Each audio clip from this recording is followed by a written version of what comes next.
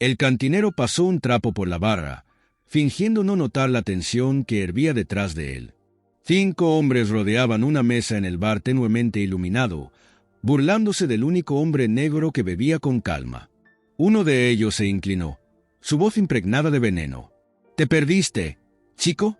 El hombre levantó la mirada, sin inmutarse, y tomó su teléfono.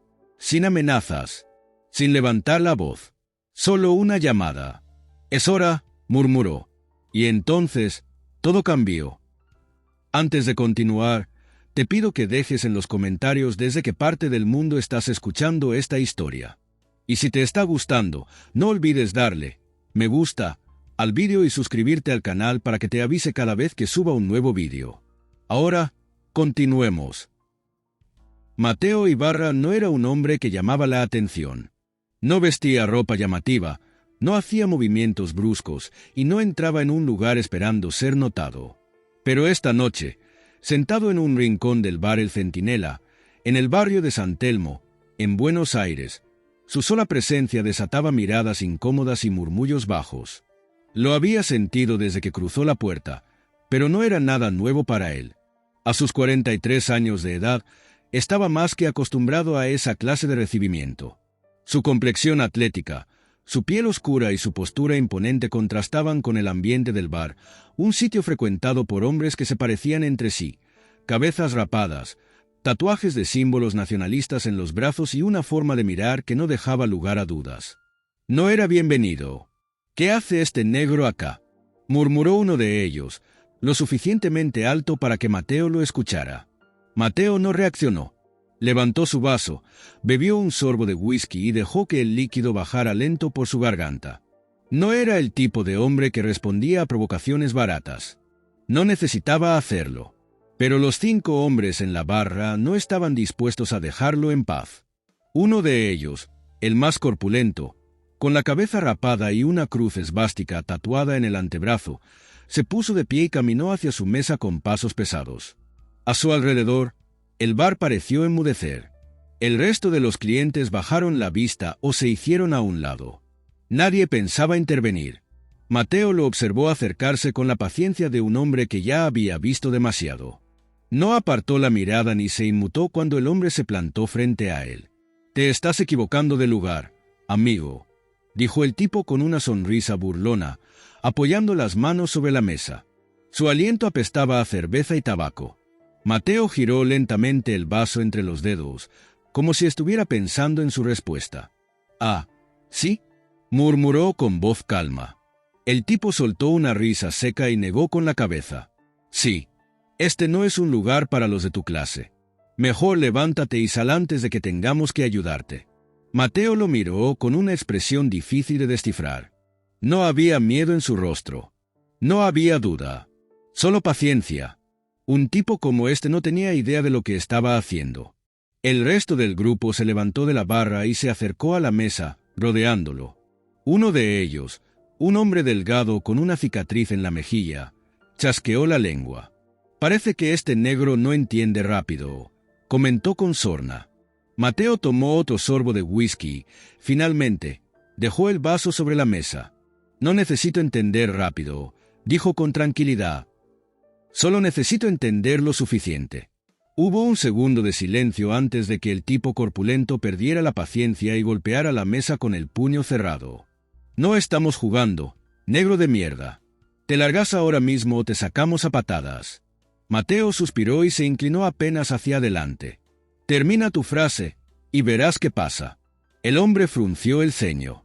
Se notaba que no estaba acostumbrado a que alguien lo desafiara de esa manera.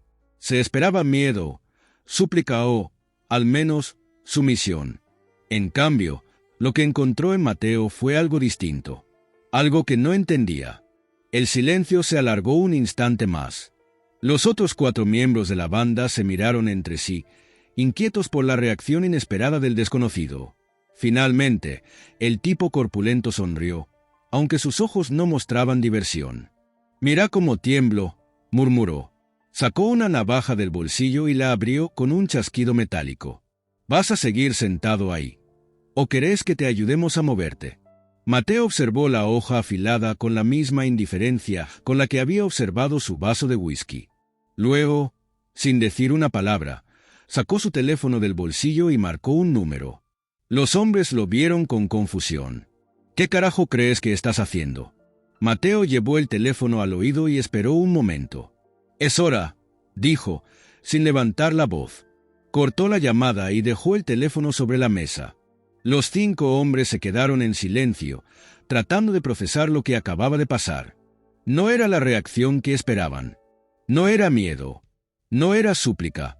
Era algo mucho peor. El tipo corpulento entrecerró los ojos. «¿A quién carajo llamaste?» Mateo volvió a levantar su vaso y dio un último sorbo al whisky. «Quédense un rato y lo descubrirán». El ambiente en el bar cambió de inmediato. Algo en la actitud de Mateo había encendido una alarma en la mente de los atacantes. Algo en la forma en la que habló, en su expresión tranquila, les hacía sentir que habían cometido un error. Uno de ellos miró nervioso a la puerta. «No me gusta esto, hombre», susurró. Pero ya era tarde para retroceder. Fuera del bar, en la distancia, se escuchó el sonido de motores acercándose. Muchos motores. El líder de la banda apretó los dientes y miró a Mateo con furia. «No sé qué mierda estás haciendo, pero no va a funcionar». Mateo sonrió por primera vez en toda la noche. «Dime eso otra vez, dentro de 5 minutos». El rugido de los motores se volvió más fuerte. Ahora, todos en el bar podían escucharlo. Algo estaba pasando allá afuera. Los 5 hombres se pusieron tensos, los músculos de sus brazos marcándose con rabia contenida. Uno de ellos se giró hacia la ventana y su expresión cambió por completo. «Jefe», susurró con voz temblorosa.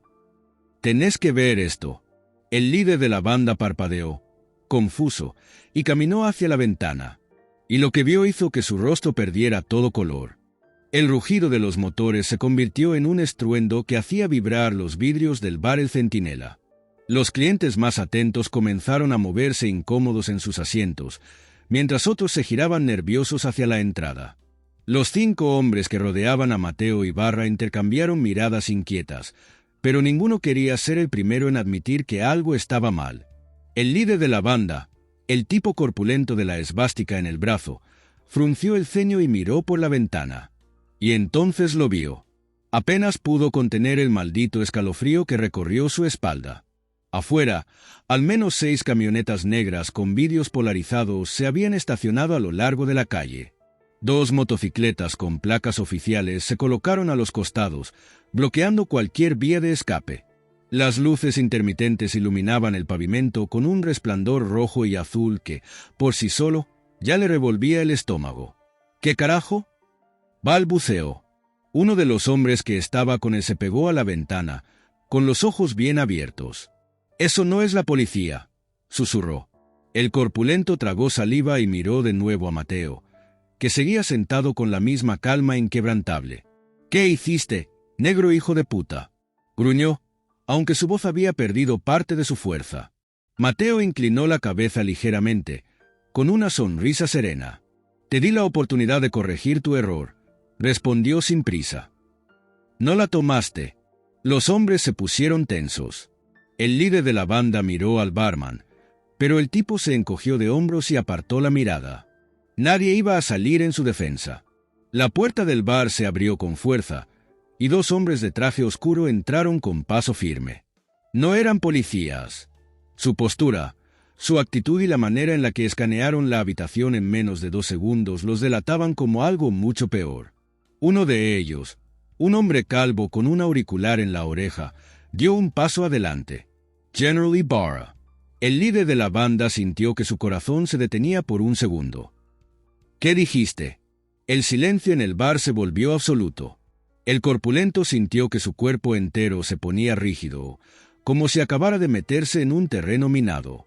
Mateo tomó su vaso, lo giró lentamente sobre la mesa y, finalmente, se puso de pie con la elegancia de un hombre acostumbrado a la autoridad. Los 5 hombres retrocedieron instintivamente. «Dije», repitió el agente, general Mateo Ibarra.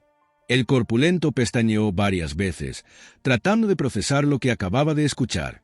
No podía ser. No tenía sentido. Un negro, General.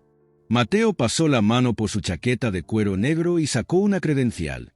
La dejó caer sobre la mesa, donde el líder de la banda pudo verla con claridad. Fuerzas Especiales de Inteligencia. Ejército Argentino. Las palabras parecieron golpearlo en el estómago. Uno de sus hombres murmuró un insulto y dio un paso atrás. «Estamos jodidos». Mateo lo ignoró. Sus ojos permanecieron fijos en el corpulento, esperando su reacción. El líder de la banda cerró los puños. «Esto no cambia nada», gruñó, intentando recuperar su confianza. «No me importa quién seas. Acá no sos más que un negro que no sabe cuál es su lugar». Mateo ni siquiera pestañeó. «¿Mi lugar?», repitió en voz baja. Dio un paso hacia el corpulento. Este intentó mantenerse firme, pero su cuerpo lo traicionó. Retrocedió por puro instinto. «Tuviste tu oportunidad», continuó Mateo. «Pero ya estamos más allá de eso, ¿no?». El corpulento no respondió. Mateo volvió la mirada a los agentes. «Levin Sellows». La orden cayó como un martillazo en la sala. El corpulento se giró de golpe hacia sus hombres. Ni se les ocurra moverse. Pero ya era demasiado tarde. Uno de ellos levantó las manos de inmediato. «No quiero problemas, viejo». Otro hizo lo mismo, empalideciendo. «Yo tampoco». El corpulento los miró con desprecio. «Cagones de mierda». Mateo negó con la cabeza. «No es cobardía. Es sentido común. Algo que a vos te falta». El corpulento volvió la vista hacia él con furia. «¿Y qué? ¿Ahora van a arrestarnos? ¿Por qué? ¿Por echar a un negro de un bar?». Mateo soltó una breve carcajada. «No. Te van a arrestar por crimen de odio, agresión con arma blanca e intento de intimidación a un oficial de alto rango». El corpulento apretó la mandíbula. «No pueden probar nada de eso». Mateo volvió a reír. «¿De verdad crees que vine acá sin estar preparado?». El corpulento sintió una punzada en el pecho. Mateo sacó otro dispositivo de su bolsillo y lo colocó sobre la mesa. Todo fue grabado. Los 5 hombres sintieron como si el suelo se abriera bajo sus pies. Los agentes no esperaron más. Se movieron con precisión, esposando a cada uno de los miembros de la banda sin darles oportunidad de reaccionar. El corpulento trató de forcejear. «No pueden hacer esto. Tengo derechos». Mateo lo miró con una ceja arqueada. «¿Derechos?», repitió con ironía. «Ah, ¿ahora sí te importan?». El corpulento se debatió unos segundos más antes de que lo inmovilizaran contra la mesa. «Esto no ha terminado, negro hijo de puta», escupió con rabia. Mateo se inclinó sobre él y susurró en su oído. «Tienes razón. No ha terminado». El corpulento lo miró con odio puro, pero no respondió. Los agentes comenzaron a escoltar a los detenidos hacia las camionetas. Afuera, las luces seguían parpadeando. Algunos curiosos observaban la escena desde las esquinas, murmurando entre ellos. Mateo tomó su vaso y bebió el último trago. Se giró hacia el barman, que lo miraba con el rostro pálido. «¿Problemas?», preguntó con calma. El hombre sacudió la cabeza con rapidez. Mateo dejó unos billetes en la barra y caminó hacia la salida. Mientras cruzaba la puerta, el corpulento giró la cabeza y lo observó con una mirada llena de odio y desesperación. Mateo solo sonrió. El aire en la comisaría olía a sudor, cigarro y desesperación. Los 5 hombres estaban esposados en una sala de interrogatorios, sentados en una fila contra la pared como estudiantes castigados. Sus rostros estaban tensos, el orgullo roto en pedazos, pero ninguno hablaba. El corpulento, líder del grupo, respiraba con dificultad. Su mandíbula estaba tan apretada que parecía que sus dientes iban a romperse. Mateo Ibarra entró en la sala con calma, su postura relajada, su rostro impenetrable. Ya no llevaba la chaqueta de cuero. Ahora, solo su camisa blanca con las mangas arremangadas, revelando su reloj militar. Se movía con la confianza de un hombre que sabía que tenía el control absoluto de la situación. Nadie en la sala quería admitirlo, pero todos los detenidos lo sentían. Estaban atrapados en su juego.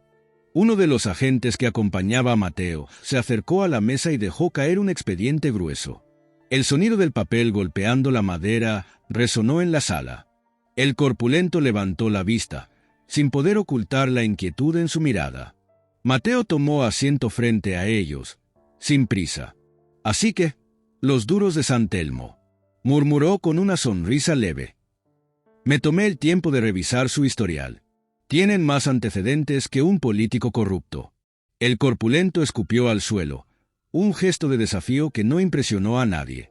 Si ya sabías quiénes éramos, ¿por qué mierda fuiste a ese bar? Mateo lo observó un segundo antes de inclinarse sobre la mesa. Porque quería verte de cerca. El corpulento frunció el ceño. ¿Qué? Mateo golpeó suavemente el expediente con los dedos. Ustedes han estado haciendo esto por años. Golpeando, amenazando, aterrorizando a cualquiera que no encaje en su idea de pureza. Y hasta ahora, nadie los había detenido de verdad. Uno de los hombres de la banda resopló. No hicimos nada que la policía no haga todos los días. Mateo giró la cabeza lentamente en su dirección. Ese es el problema, respondió con voz grave. Ustedes pensaban que eran intocables. El corpulento soltó una risa forzada. ¿Y qué? ¿Nos van a meter presos por qué? ¿Por un malentendido en un bar? Mateo sonrió. No. Eso fue solo el principio. Abrió el expediente y lo giró hacia ellos. El corpulento miró el primer documento y sintió que la sangre se le helaba. Fotos, testimonios, videos. La evidencia era brutal. Uno de los hombres se removió en su silla, visiblemente nervioso. ¿De dónde sacaste esto? Mateo entrelazó los dedos y apoyó los codos en la mesa. Llevamos meses investigándolos. El corpulento negó con la cabeza con furia. Mentira. Nadie sabía de nosotros. Nos movíamos con cuidado. Mateo levantó una ceja. Sí. Muy cuidadosos. Tanto que dejaron que un oficial encubierto se infiltrara en su grupo el año pasado. El silencio en la sala fue absoluto. Los hombres se miraron entre sí, buscando señales de traición. El corpulento apretó los puños. «Estás mintiendo». Mateo sonrió con calma. «¿Seguro?»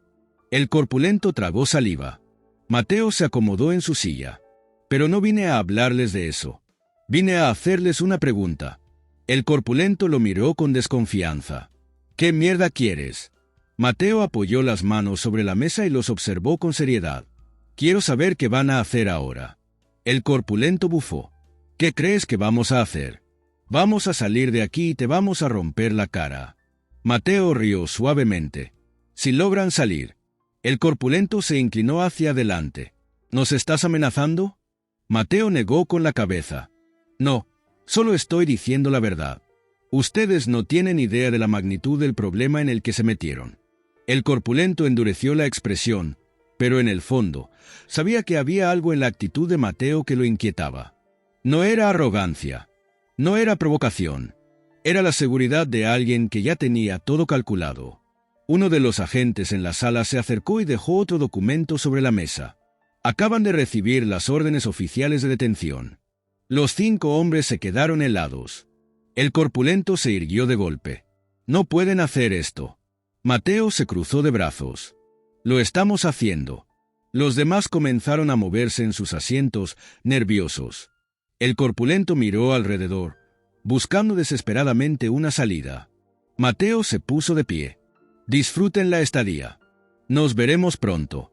Los hombres se quedaron mirando, incapaces de procesar lo que acababa de pasar. Pero el corpulento no había terminado.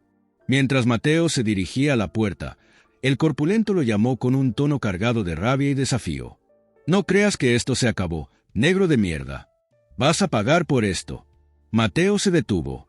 Se giró lentamente y miró al corpulento a los ojos. «Voy a fingir que no escuché eso», dijo con una calma escalofriante. «Porque la próxima vez que me llames así, no voy a ser tan paciente». El corpulento tragó saliva, pero mantuvo la mirada desafiante. Mateo sonrió de lado y salió de la sala. El ruido de la puerta cerrándose detrás de él fue como un sello final. Pero el corpulento no se iba a quedar de brazos cruzados.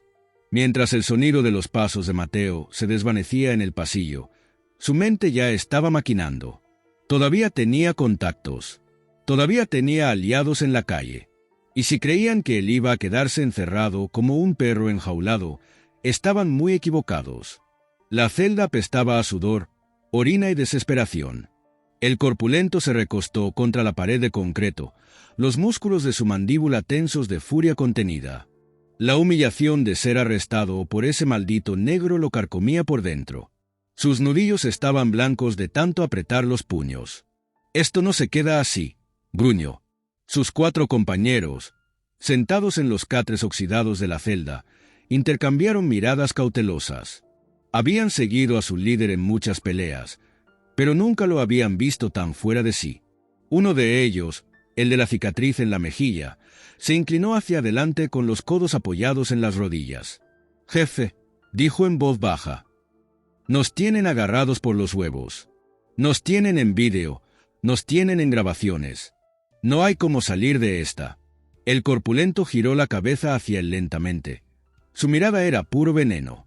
«Vos cerrá la boca», escupió. El de la cicatriz apartó la vista, pero no se atrevió a responder. Otro de los hombres, el más delgado del grupo, miró alrededor de la celda con el ceño fruncido. «¿Y ahora qué? ¿Vamos a sentarnos acá como unos idiotas y dejar que nos caguen la vida?» El corpulento resopló y se inclinó hacia la reja de la celda. Miró hacia el pasillo, donde 2 oficiales charlaban despreocupadamente junto a una cafetera. «No, vamos a salir de acá». «¿Cómo?», preguntó otro de los hombres. El corpulento sonrió por primera vez en toda la noche. «Tengo contactos». Los demás intercambiaron miradas. Sabían lo que eso significaba. El corpulento tenía aliados en la policía, en el gobierno, en la calle. Y si había algo que había aprendido después de tantos años de moverse en las sombras, era que el dinero y el miedo compraban cualquier cosa. «Esperemos un poco», dijo, con voz más calma, aunque la rabia en sus ojos seguía ardiendo. «Ya van a venir por nosotros». 2 horas después, los 5 estaban en una oficina dentro de la comisaría, con las manos aún esposadas, pero fuera de las celdas. Un hombre bajo y gordo, con uniforme de capitán, se sentó al otro lado del escritorio. Tenía el rostro sudoroso y una mirada inquieta. «Miren, muchachos», comenzó, con la voz pastosa. «Su situación no es buena». «No me digas», murmuró el corpulento con sarcasmo. El capitán tragó saliva. «No puedo hacer que los cargos desaparezcan, pero puedo retrasar el proceso. Puedo hacer que salgan en libertad condicional en un par de horas». Uno de los hombres chasqueó la lengua. «¿A cambio de qué?». El capitán se frotó la cara con las manos. «Miren, ustedes son problemas. Demasiada atención, demasiado ruido. Si los dejo ir, no quiero verlos metidos en más quilombos». El corpulento lo miró con desprecio. «Eso no es asunto tuyo». El capitán suspiró. «Miren», bajó la voz. «No saben con quién se metieron». El corpulento se inclinó hacia adelante. «Ah, ¿sí?». El capitán asintió lentamente. «Mateo Ibarra no es solo un general. Es inteligencia militar. Es un tipo que tiene acceso a información que ni imaginan. Si él los quiere jodidos, van a estar jodidos». El corpulento apretó los dientes. «Ese negro de mierda no me va a joder». El capitán lo miró con cansancio. «Ya lo hizo». El silencio se alargó. El corpulento respiró hondo, obligándose a calmarse. «Sácanos de acá», dijo finalmente. «Y no te preocupes por lo que hagamos después». Unas horas más tarde, los 5 hombres caminaban por una calle oscura de San Telmo. El corpulento sacó su celular y marcó un número. «Tenemos que hacer que ese hijo de puta pague». El teléfono sonó una vez. Una voz áspera respondió al otro lado. «¿Confirmado?». El corpulento miró a sus compañeros. «Sí, lo queremos fuera». «Definitivamente». La voz al otro lado soltó una risa corta. «Hecho». El corpulento colgó. Sus hombres lo miraron. «¿Y ahora?», preguntó el de la cicatriz. El corpulento sonrió con frialdad. «Ahora, esperamos la llamada». Mateo Ibarra se recostó en su sillón con un café humeante en la mano. Llevaba horas revisando informes sobre la red de supremaquistas en Buenos Aires. Sabía que los tipos del bar no eran peces grandes, solo soldados. El problema era quién los financiaba, quién los protegía. Su teléfono vibró en la mesa. Mateo miró la pantalla. Número desconocido. Frunció el ceño y contestó. ¿Ibarra? Dijo una voz baja y firme. Mateo reconoció el tono de inmediato. Habla. Interceptamos una comunicación hace 10 minutos. Hay un contrato sobre vos. Mateo entrecerró los ojos. ¿Confirmado? Sí. La orden salió de la banda que detuviste. Mateo respiró hondo. Sabía que esos tipos no iban a quedarse quietos. Pero no esperaba que fueran tan estúpidos. Gracias por el aviso. Siempre. Mateo colgó. Apoyó el vaso de café sobre la mesa. Idiotas. Se puso de pie y tomó su chaqueta. No iba a esperar a que fueran por él. Iba a adelantarse. Y esta vez, nadie los iba a salvar. La noche en Buenos Aires era densa, cargada de humedad y peligro. Mateo Ibarra sabía que lo estaban buscando. También sabía que los tipos que habían contratado no eran profesionales, sino matones baratos con más testosterona que cerebro. Ese era el problema con los racistas como el corpulento y su banda. Siempre creían que eran más listos de lo que realmente eran. Sentado en un café de Palermo, con un cortado frente a él y su teléfono en la mano, Mateo esperaba. A los 20 minutos, su paciencia fue recompensada. El teléfono vibró con un mensaje cifrado. Movimiento confirmado. 4 sujetos. Uno de ellos armado. Ubicación en camino. Mateo esbozó una leve sonrisa y tomó su café. Idiotas. 5 cuadras más al sur, 4 hombres estaban dentro de un Fiat negro estacionado en una calle angosta. El corpulento se secó el sudor de la frente. No le gustaba que las cosas estuvieran saliendo de su control. Él no era el tipo de persona que recibía órdenes, sino el que las daba. Pero la situación había cambiado, y si quería recuperar su reputación, necesitaba eliminar a Ibarra. ¿Todo listo?, preguntó con la voz tensa. El de la cicatriz, sentado en el asiento del copiloto, miró la pistola que sostenía en las manos. Sí. Lo hacemos rápido. Entramos, lo agarramos y lo llevamos a otro lado. Lo hacemos mierda y desaparecemos. El corpulento asintió, pero algo en su interior no estaba tranquilo. ¿Y cómo carajo sabemos que va a estar ahí? El delgado, en el asiento trasero, sonrió. Nuestros amigos en la comisaría dicen que el negro siempre para en ese café cuando está en la zona. Es cuestión de esperar. El corpulento miró por la ventana, inquieto.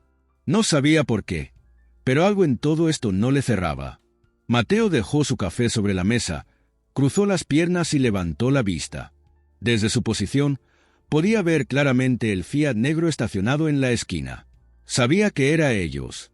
Hizo una señal sutil con los dedos. Los 4 agentes que estaban en la mesa de al lado se pusieron de pie. Afuera, en la vereda, 2 hombres de civil cruzaron la calle, acercándose lentamente al auto. Mateo sacó su teléfono y marcó un número. «Sí», respondió una voz en el otro lado. «Hora de cerrar la trampa». Colgó y se puso de pie. Dentro del Fiat negro, el corpulento vio a Ibarra levantarse y su corazón empezó a latir más rápido. «Ahí está», susurró con furia. «Vamos, move el auto». El conductor giró la llave. El motor rugió. Pero antes de que pudieran avanzar, las puertas del auto se abrieron al mismo tiempo. «Manos arriba, hijos de puta».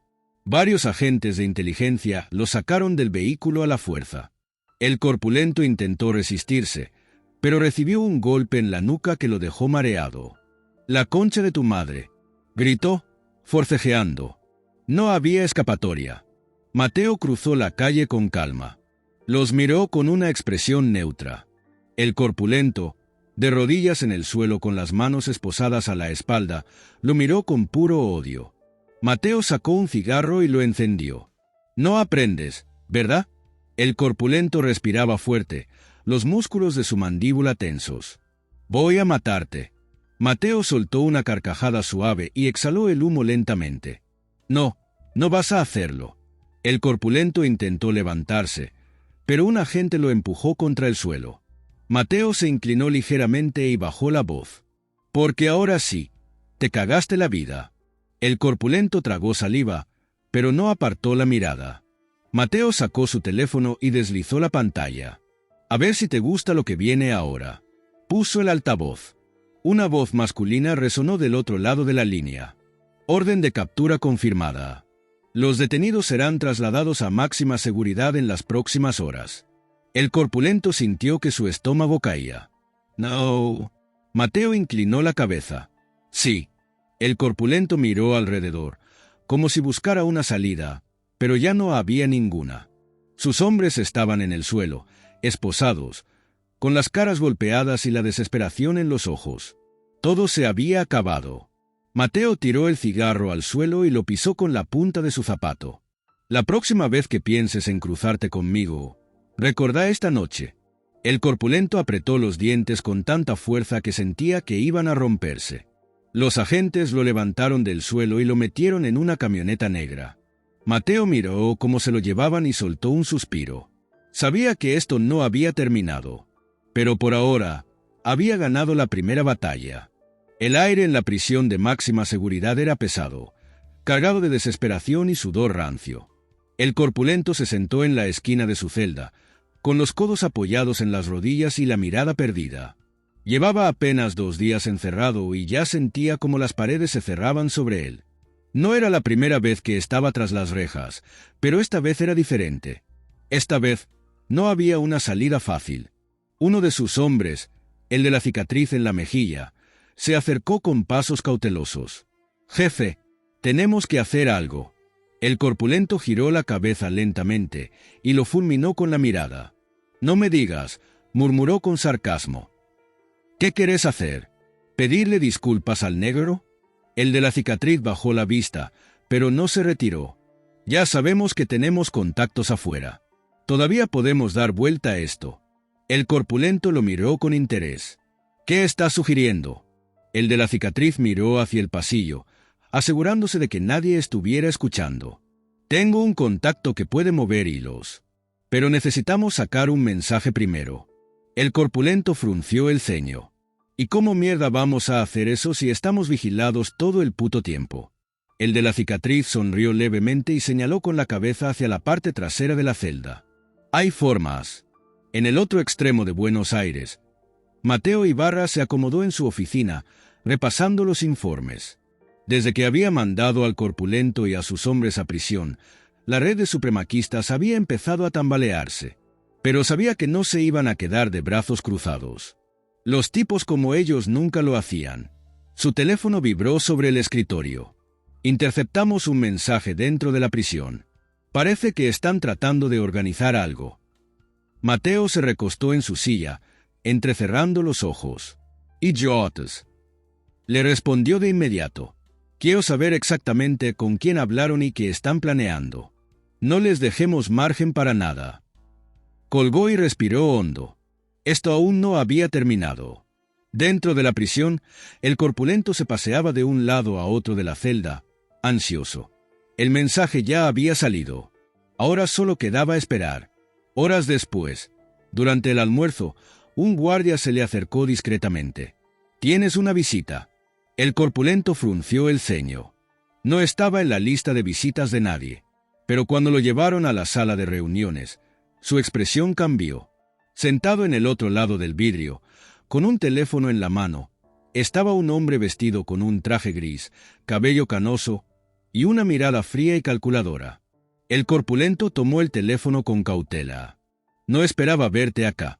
El hombre del traje gris sonrió levemente. «Tienes amigos en lugares importantes. Y amigos que están muy enojados». El corpulento apretó la mandíbula. «Ese negro nos jodió la vida». El hombre entrecerró los ojos. «No, vos te jodiste la vida solo. Yo te advertí que no llamarás tanto la atención». El corpulento tragó saliva, pero mantuvo su actitud desafiante. «¿Podés ayudarme o no? Si no, ándate a la mierda». El hombre del traje gris suspiró y se pasó la mano por la barbilla. «Podemos hacer algo, pero si lo hacemos, no hay marcha atrás». El corpulento se inclinó hacia el vidrio, sus ojos llenos de odio. «Hagan lo que tengan que hacer». Mateo estaba cenando en su departamento cuando su teléfono volvió a vibrar. «Confirmado. Se está moviendo dinero para contratar sicarios. Quieren sacarte del camino». Mateo dejó los cubiertos sobre la mesa y se limpió la boca con calma. Esto era exactamente lo que esperaba. Sacó su teléfono y marcó un número. Hora de terminar con esto. El corpulento se sentó en el patio de la prisión, sintiéndose por primera vez en días con algo de control. Sus contactos le habían asegurado que en menos de 48 horas, Ibarra sería historia. Pero algo en su interior no lo dejaba tranquilo. Tal vez era la forma en que los guardias lo miraban, o la tensión en el aire, como si algo estuviera a punto de explotar. Entonces escuchó el sonido de botas resonando en el pasillo. Los demás presos levantaron la vista, alerta. Cuando las puertas del patio se abrieron, varios hombres con uniformes oscuros entraron, seguidos de un oficial con una carpeta en la mano. El corpulento se puso de pie de inmediato. El oficial miró alrededor y luego fijó la vista en él. Carlos Montenegro. El corpulento tardó un segundo en procesar lo que estaba escuchando. Nadie lo llamaba por su nombre real. Solo la policía, los jueces o alguien que iba a darle malas noticias. El oficial sacó un documento y comenzó a leer en voz alta.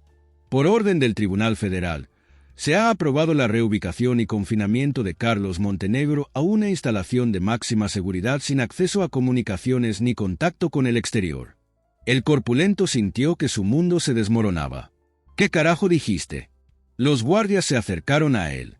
A partir de este momento, pierdes todo acceso a visitas, contacto con otros reclusos y cualquier posibilidad de reducir tu sentencia.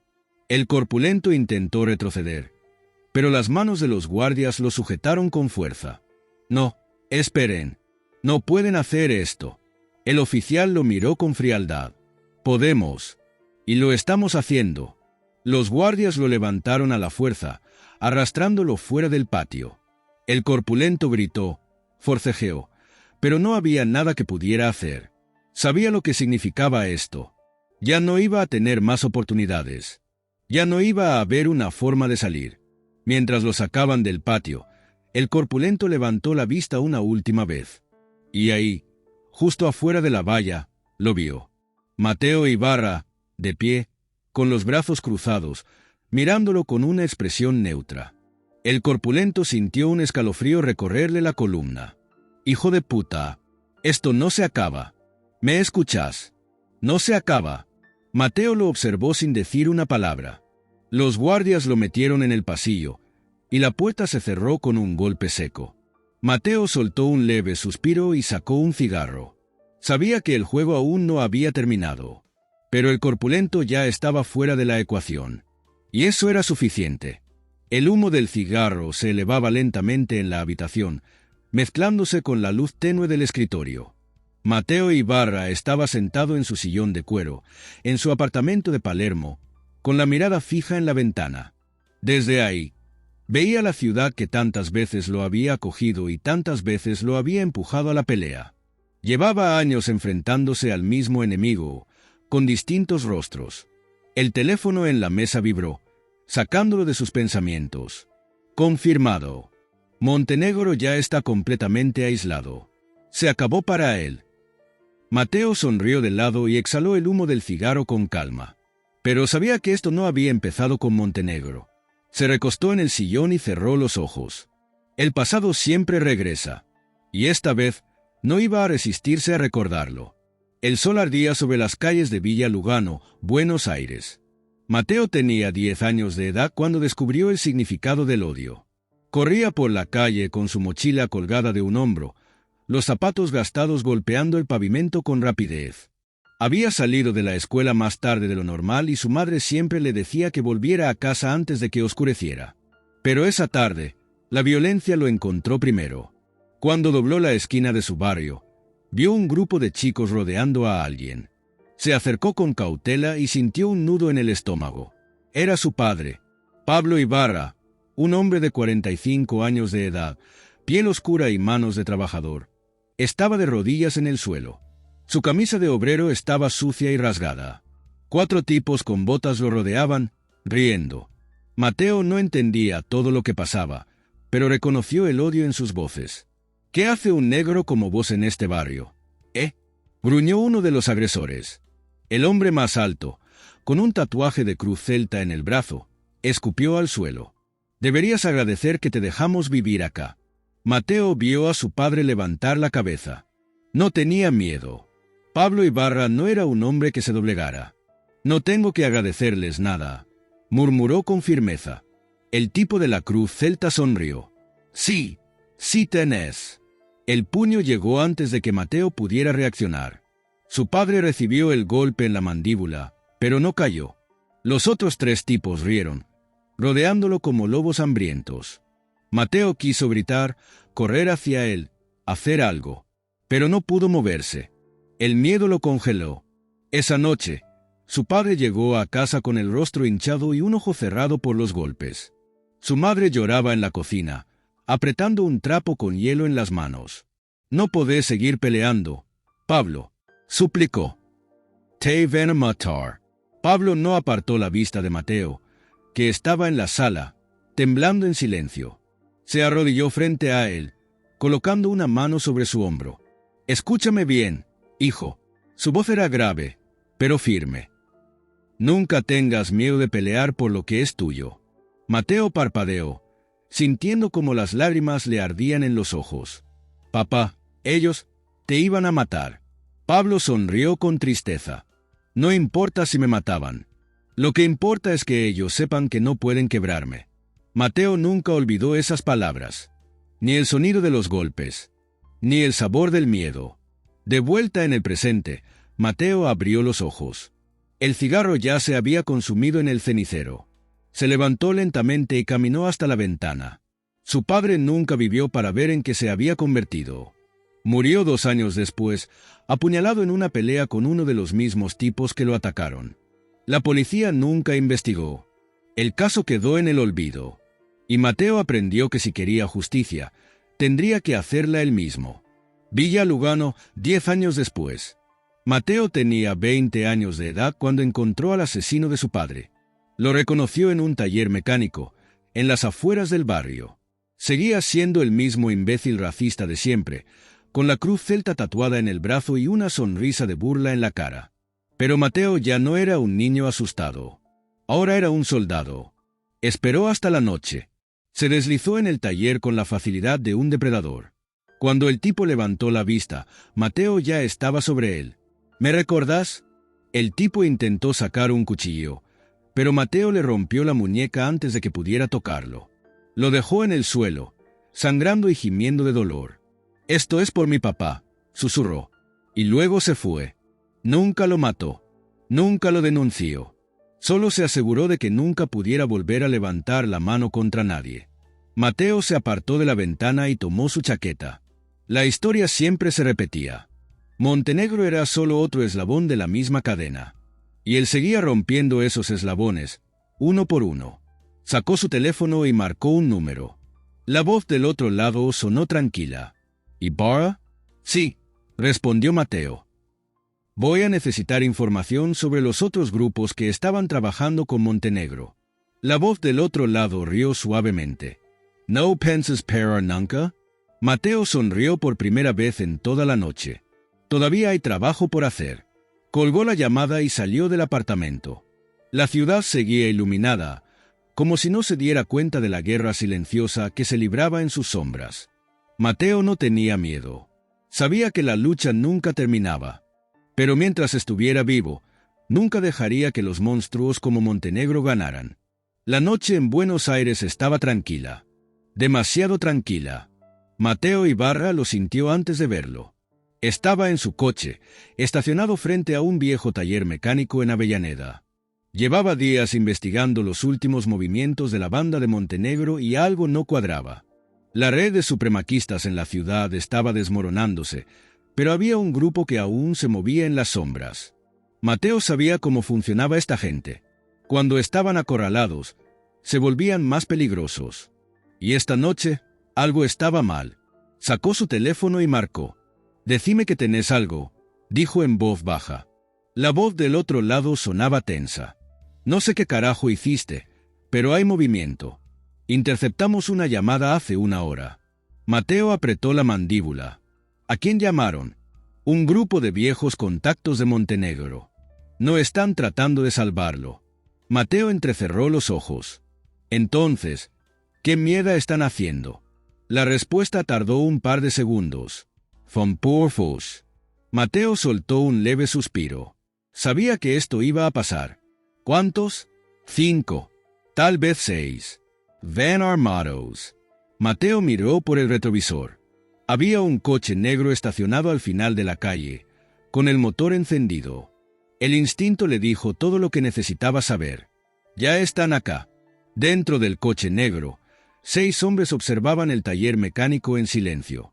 «Estás solo», susurró uno de ellos. El conductor, un tipo calvo con un tatuaje en la nuca, se inclinó un poco hacia adelante. «¿Seguro que es el momento?» El tipo del asiento trasero sacó una pistola y le quitó el seguro. «Si no es ahora, nunca lo será». El conductor respiró hondo y asintió. «Vamos». Las puertas del coche se abrieron lentamente. Mateo bajó del auto con calma. No tenía miedo. Sabía que lo estaban observando. Podía sentir la tensión en el aire, el peso de las miradas que lo acechaban desde la oscuridad. No intentó correr. No intentó esconderse. Solo se apoyó contra la puerta de su coche y encendió un cigarro. Esperó. Los pasos se acercaron.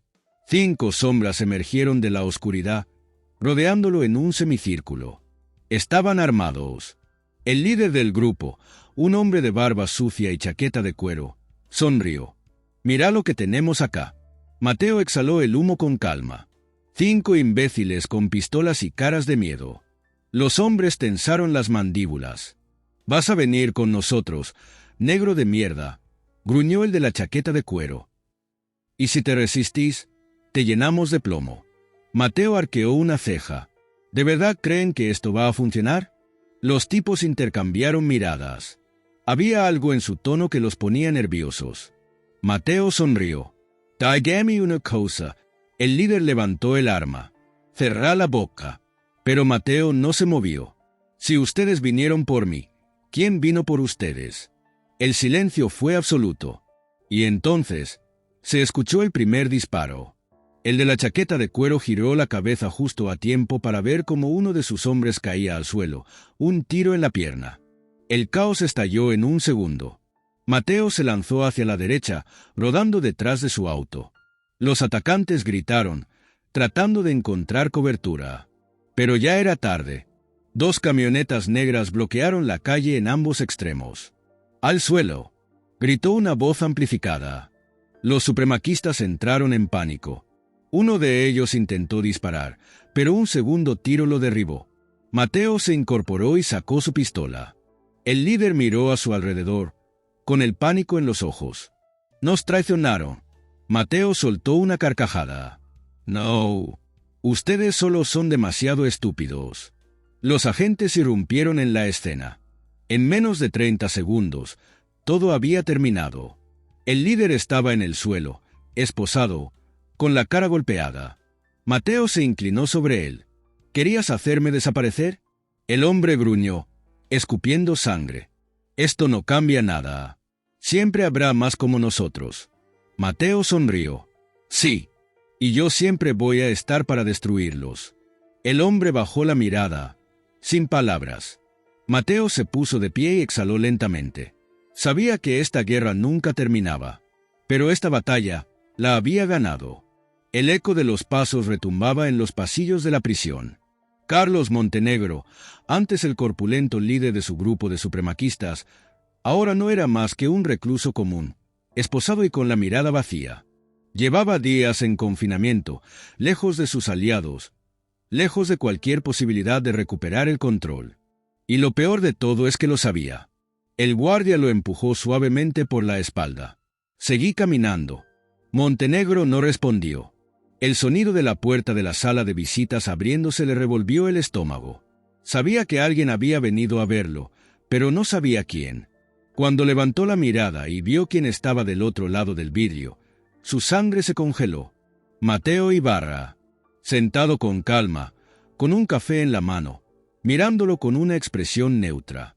El guardia lo hizo sentarse y le pasó el teléfono para hablar. Montenegro lo agarró con fuerza, pero no dijo nada.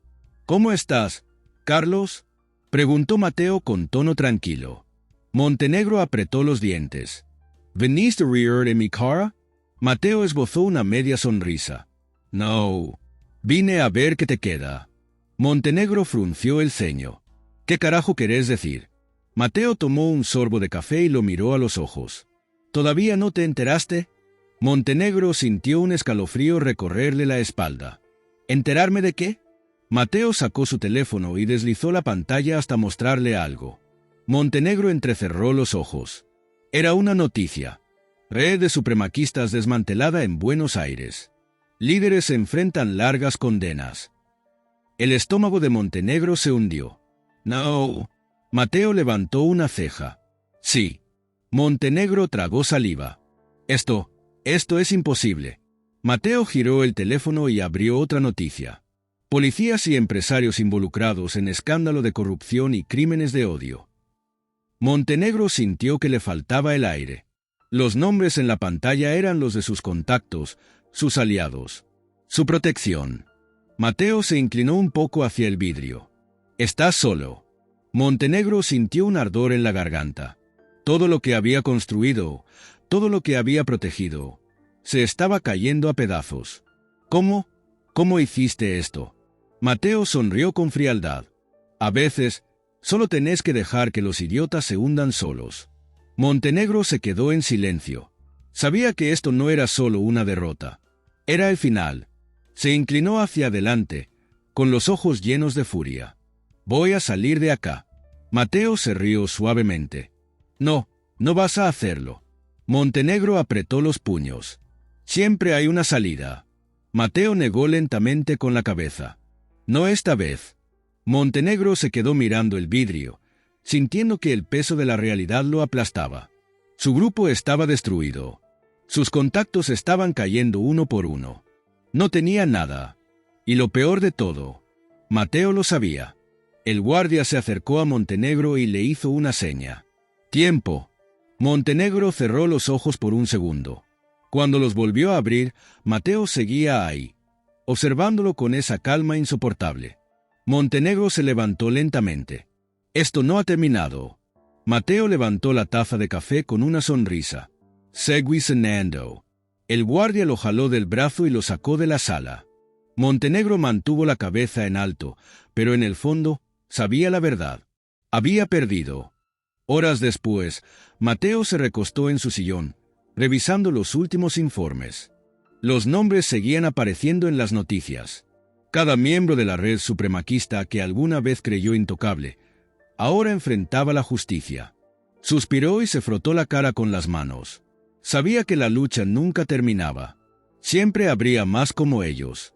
Pero por ahora, disfrutaría la victoria. Se sirvió un trago y miró por la ventana. Los monstruos se estaban cayendo. Y él seguía en pie. El aire en Buenos Aires era denso, pesado. Mateo Ibarra lo sentía en los huesos. Sabía que estaba llegando al final. Había desmantelado la red de supremaquistas. Los líderes estaban presos, sus aliados huyendo como ratas, sus financistas enfrentando juicios que los arruinarían para siempre. Pero había una última pieza. Un hombre que había permanecido en las sombras, moviendo los hilos desde lejos. Y esta noche, Mateo iba por él. Un edificio de oficinas en el centro. Tercer piso. Un despacho elegante, con ventanas amplias que daban a la avenida. El hombre que estaba detrás de todo se llamaba Esteban Ruiz. Empresario. Financiador de campañas políticas. Y la mano que sostenía a Montenegro y su banda. Ruiz sabía que Mateo estaba viniendo, pero no pensaba caer sin pelear. ¿Todo listo?, preguntó en voz baja. Su asistente asintió con nerviosismo. Hay hombres armados en el edificio. Si intenta entrar, lo detendrán. Ruiz sonrió levemente. No tenés idea con quién estás tratando. Mateo entró por la puerta principal del edificio. Solo. El guardia en la recepción levantó la vista, sorprendido. Señor, ¿necesita algo? Mateo se sacó la credencial y la dejó sobre el mostrador. Mateo Ibarra. Inteligencia. El guardia tragó saliva. ¿Qué hace aquí? Mateo sonrió con frialdad. Vengo a hablar con tu jefe. El ascensor se abrió en el tercer piso. Mateo salió con calma. 3 hombres lo esperaban en el pasillo. Todos armados. El del medio, con una barba rala y un traje mal ajustado. Dio un paso adelante. «Hasta acá llegaste, negro de mierda». Mateo no dijo nada. Solo levantó las manos y sonrió. Antes de que pudieran reaccionar, se escuchó un sonido metálico en los parlantes del pasillo. «Señores, están rodeados. Bajen las armas». Los tipos se pusieron tensos. Mateo dio un paso adelante. ¿Sabían que su jefe los vendió hace 20 minutos? El del medio frunció el ceño. «Mentira». Mateo sacó su teléfono y presionó un botón. «Tengo la dirección. Mándenlos a prisión primero, después hablamos». Los hombres se miraron entre sí. Uno bajó el arma. El otro lo siguió. Solo el del medio quedó de pie, respirando fuerte. Mateo lo miró con paciencia. «No vale la pena». El tipo cerró los ojos y dejó caer el arma. Mateo sonrió levemente. «Buena elección». La puerta del despacho se abrió de golpe. Ruiz se puso de pie de inmediato. «Ibarra». Mateo cerró la puerta detrás de él y se acomodó la chaqueta. «Sabías que iba a llegar, ¿no?» Ruiz intentó mantener la calma. «No sé de qué hablas». Mateo sacó un archivo y lo dejó caer sobre el escritorio. «Transferencias de dinero a Montenegro y su banda». Ruiz se quedó en silencio. Mateo lo observó con atención. «Todo se acabó, Ruiz». El empresario suspiró y se dejó caer en su silla. «¿Y ahora qué?» Mateo se inclinó sobre el escritorio. «Ahora, decidí si querés salir de acá esposado o en una bolsa». Ruiz tragó saliva. Sabía que había perdido. 30 minutos después, Ruiz salía del edificio, con las manos esposadas. Mateo lo observaba desde la puerta. Se había terminado, o al menos, por ahora. El motor del avión privado rugía en la pista de despegue. Lucas Valverde, uno de los últimos miembros de la red de supremaquistas que aún no había caído, ajustó su cinturón y respiró hondo. Había pagado una fortuna para que lo sacaran del país. Tenía contactos en Paraguay, gente que lo protegería. O al menos, eso creía. El piloto miró el reloj y encendió los controles. 5 minutos y estamos en el aire. Lucas sintió que, por primera vez en semanas, podía respirar. Todo estaba saliendo bien. Hasta que la puerta de la cabina se abrió de golpe. Mateo Ibarra entró al avión con paso firme. 2 agentes lo seguían de cerca, con armas listas. Lucas se quedó helado en su asiento. «¿Cómo?» Mateo sonrió levemente. «¿De verdad creíste que ibas a escaparte?» El piloto levantó las manos de inmediato. «No es mi problema, no es mi problema». Uno de los agentes lo sacó del avión. Lucas seguía paralizado. «No podés estar acá». Mateo se inclinó hacia él. «Vos sos el último». Lucas tragó saliva. «Podemos arreglarlo. Tengo dinero». Mateo frunció el ceño. «No se trata de dinero». Lucas se aferró a su asiento. «No podés meterme preso. No tenés pruebas». Mateo soltó un leve suspiro. «¿Pruebas?» Sacó su teléfono y le mostró la pantalla. Transferencias bancarias. Mensajes cifrados. Órdenes de ataque. Lucas se puso pálido. Mateo se enderezó y miró a los agentes. «Váyanlo del avión». Lucas forcejeó, pero no tenía escapatoria. Mientras lo arrastraban fuera del avión, Mateo lo observó con calma. Sabía que esto se había terminado. La última pieza había caído. 1 hora después, Mateo se recostó en su silla, revisando los informes. Los nombres de los supremaquistas seguían apareciendo en las noticias. Lucas Valverde, arrestado mientras intentaba huir del país. Último líder de la red racista, cae en manos de la justicia. Mateo cerró los ojos por un momento. Sabía que esta batalla había terminado, pero la guerra nunca lo hacía. Se sirvió un trago y miró por la ventana. Por ahora, Buenos Aires era un poco más segura. Y él seguía en pie. El estruendo de los flashes iluminaba el tribunal. Los reporteros se amontonaban a las afueras, empujándose para obtener la mejor imagen. Comienza el juicio más esperado del año. Líderes de la red racista enfrentan condenas ejemplares. Mateo Ibarra observaba la escena desde un auto estacionado al otro lado de la calle. Había pasado demasiado tiempo persiguiendo a estos tipos. Ahora era el momento de ver cómo caían. Dentro del tribunal, Carlos Montenegro estaba sentado con las esposas apretadas en sus muñecas. Los otros acusados estaban a su lado. Ruiz, Valverde, todos los que alguna vez se sintieron intocables. El juez ajustó sus lentes y miró los expedientes. Este tribunal ha escuchado suficiente. Montenegro se removió en su asiento. Señoría, esto es una farsa. El juez levantó la mano, cortándolo. Silencio. Montenegro apretó los dientes. El juez tomó un respiro antes de continuar. Este tribunal encuentra a los acusados culpables de múltiples cargos, incluyendo conspiración, incitación al odio y asociación ilícita para cometer crímenes violentos. Los murmullos llenaron la sala. Montenegro sintió que la respiración se le cortaba. El juez siguió hablando, pero él solo escuchaba el zumbido en sus oídos, hasta que la última frase lo golpeó como un martillo. Condenados a cadena perpetua, sin posibilidad de reducción de pena. El silencio duró solo un segundo antes de que la sala explotara. Montenegro se puso de pie de golpe. ¡No! Los guardias lo sujetaron con fuerza. Esto no se acaba. ¿Me escuchan? Mateo entró en la sala en ese momento. Montenegro lo vio entre la multitud. Su enemigo. Su verdugo. Negro hijo de puta. Esto es tu culpa. Mateo se quedó quieto, observándolo con calma. El corpulento Montenegro se debatía como un animal atrapado. Pero ya no importaba. La jaula se había cerrado para siempre.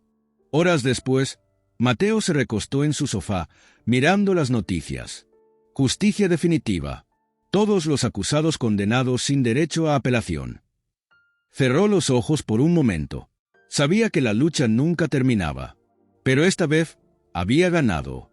La noche en Buenos Aires era fría y silenciosa. Mateo Ibarra estaba sentado en la azotea de su edificio, con un vaso de whisky en la mano y la mirada perdida en el horizonte. El viento soplaba con suavidad, moviendo su chaqueta de cuero. Todo había terminado. Montenegro, Ruiz, Valverde, todos estaban encerrados. La red de supremacistas había sido destruida. No quedaba nadie en las calles. Pero entonces, ¿por qué no sentía alivio? El teléfono en su bolsillo vibró. «Felicidades, lo lograste. Buenos Aires te debe una». Mateo soltó un suspiro. Le habían dicho lo mismo muchas veces antes. Siempre que eliminaba una amenaza, aparecía otra. Siempre que terminaba una guerra, otra comenzaba. Se llevó el vaso a los labios y cerró los ojos. El sabor del whisky le quemó la garganta, pero no tanto como sus pensamientos. Villa Lugano, hace muchos años. Mateo tenía 15 años de edad cuando su madre lo miró a los ojos y le dijo la verdad. «No quiero que termines como tu padre». Mateo frunció el ceño. ¿Como un hombre valiente? Su madre soltó una risa triste. Como un hombre que murió por algo que nunca cambió. Mateo se quedó en silencio. Ella tomó sus manos con fuerza. «No quiero que vivas con odio, hijo». Mateo apartó la mirada. «No es odio». Su madre negó con la cabeza. «No me mientas». Mateo sintió que la rabia le hervía en el pecho. «Si no es odio, entonces es justicia». Su madre lo soltó. «¿Y cuál es la diferencia?». Mateo no supo qué responder. De vuelta en el presente, Mateo se recostó en la silla de la azotea. Los rostros de Montenegro y su gente ya no le preocupaban. Pero las palabras de su madre seguían ahí. ¿Había sido venganza o justicia? Tomó otro sorbo de whisky. Tal vez nunca lo sabría. Pero había algo de lo que sí estaba seguro. La lucha nunca terminaba. El viento soplaba fuerte en la costanera sur. El río de la Plata reflejaba las luces de la ciudad, dando al agua un brillo plateado. Mateo Ibarra caminaba por el paseo, las manos en los bolsillos y la cabeza llena de pensamientos. Las calles estaban más tranquilas. El miedo que antes dominaba ciertos barrios se estaba disipando. Pero él sabía que la paz nunca era permanente. Se detuvo en un puesto de café al aire libre y pidió un cortado. La mujer detrás del mostrador lo miró con curiosidad. «Te he visto en las noticias», dijo, sirviéndole el café. Mateo levantó la mirada. «Ah, ¿sí?». Ella asintió con una sonrisa. «Dicen que hiciste justicia». Mateo tomó el vaso caliente entre las manos. Dicen muchas cosas. La mujer lo observó por un momento y luego suspiró. Espero que valiera la pena. Mateo no respondió de inmediato. Se llevó el café a los labios y sintió el calor recorrer su garganta. No lo sé. Mientras caminaba por la avenida, sus pensamientos lo llevaron a un recuerdo que había intentado enterrar. Años atrás, cuando aún era un joven soldado, había aprendido que la justicia tenía un precio, y que ese precio nunca era barato. Base militar, hace más de una década. No puedes salvarlos a todos, Ibarra. El general lo miró con firmeza, sus manos cruzadas detrás de la espalda. Mateo, con apenas 20 años de edad, sintió la rabia hervir dentro de él. Pero si no hacemos nada, entonces, ¿para qué estamos aquí? El general negó con la cabeza. No es tan simple. Mateo cerró los puños. Lo es para mí. El general lo miró con dureza. Entonces prepárate, porque el día que hagas justicia, también te convertirás en el villano de alguien más. Volviendo al presente, Mateo soltó un suspiro. Sabía que la gente lo veía como un héroe, pero en algún rincón del mundo había personas que lo veían como un enemigo, alguien que destruyó sus vidas. Y lo más extraño de todo era que no le importaba. Tal vez la justicia y la venganza eran dos caras de la misma moneda. La brisa nocturna recorría las calles de Buenos Aires con una suavidad engañosa. Era la primera vez en meses que Mateo Ibarra caminaba por la ciudad sin la sensación de estar siendo cazado. La red supremaquista había sido eliminada. Sus líderes estaban en prisión, sus financistas expuestos, y los pocos que intentaron escapar fueron interceptados antes de cruzar la frontera. Mateo había hecho justicia, pero algo dentro de él seguía inquieto. Caminó hasta un viejo bar en San Telmo, un lugar discreto donde pocos lo reconocerían. Se sentó en la esquina, pidió un whisky y observó a la gente. Nadie lo miraba, nadie lo reconocía. La ciudad seguía su curso, como si nada hubiera pasado. Y tal vez, eso era lo que más le molestaba. Después de todo lo que había hecho, después de todo lo que había sacrificado, ¿realmente había cambiado algo? El sonido del noticiero en la televisión del bar lo sacó de sus pensamientos. La ola de arrestos sigue impactando a la red de supremaquistas en Argentina. Según fuentes oficiales, no se han detectado más movimientos activos del grupo en la ciudad. La pregunta ahora es, ¿será este el final definitivo o solo una pausa antes de que surja otra organización similar? Mateo soltó una leve risa, amarga. Siempre hay otra. Terminó su trago y salió del bar. Las luces de la ciudad parpadeaban como estrellas artificiales. Caminó sin rumbo fijo, dejando que sus pensamientos fluyeran. Recordó las palabras de su madre. No quiero que vivas con odio. Recordó las palabras de su general. El día que hagas justicia, también te convertirás en el villano de alguien más. Y recordó lo que le había dicho Montenegro en la corte. Esto no se acaba. Mateo se detuvo en la acera y miró su reflejo en una vidriera. Los ojos cansados, las arrugas en la frente, las cicatrices invisibles que cargaba. Se preguntó si en algún momento podría detenerse, si un día podría dejar de pelear. Pero la respuesta ya la conocía. No era un héroe, no era un justiciero, era solo un hombre que había aprendido a no aceptar el mundo como era. Y mientras existieran personas como Montenegro, Ruiz o Valverde, siempre habría trabajo por hacer. Se subió el cuello de la chaqueta y siguió caminando. La lucha nunca terminaba, pero él tampoco.